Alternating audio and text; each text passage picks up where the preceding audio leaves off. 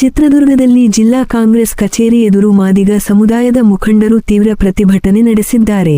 ದಿಢೀರಾಗಿ ಆಗಮಿಸಿದ ಪ್ರತಿಭಟನಾಕಾರರು ಸಿದ್ದರಾಮಯ್ಯ, ಮಲ್ಲಿಕಾರ್ಜುನ ಖರ್ಗೆ ಹಾಗೂ ಎಚ್.ಸಿ. ಮಹದೇವಪ್ಪ ಅವರ ಭಾವಚಿತ್ರಗಳನ್ನು ಹಿಡಿದು ಒಳ ಮೀಸಲಾತಿ ಜಾರಿ ಮಾಡದ ಕಾಂಗ್ರೆಸ್ ಸರ್ಕಾರದ ವಿರುದ್ಧ ಆಕ್ರೋಶ ವ್ಯಕ್ತಪಡಿಸಿದರು. ಕಾಂಗ್ರೆಸ್ ಕಚೇರಿ ಮುಂಭಾಗ ಹಾಕಲಾಗಿದ್ದ ಫ್ಲೆಕ್ಸ್ಗಳನ್ನು ಹರಿದು ಹಾಕಿ, ಕೆಲ ನಾಯಕರ ಭಾವಚಿತ್ರಗಳಿಗೆ ಬೆಂಕಿ ಹಚ್ಚಿ ಘೋಷಣೆಗಳನ್ನು ಕೂಗಿ ಆಕ್ರೋಶ ಹೊರಹಾಕಿದರು. ಒಳ ಮೀಸಲಾತಿ ಜಾರಿಗೆ ವಿಳಂಬವಾಗಿರುವುದನ್ನು ಖಂಡಿಸಿ ಸರ್ಕಾರದ ವಿರುದ್ಧ ತೀವ್ರ ಆಕ್ರೋಶ ವ್ಯಕ್ತಪಡಿಸಿ ಪ್ರತಿಭಟನೆ ನಡೆಸಿದರು.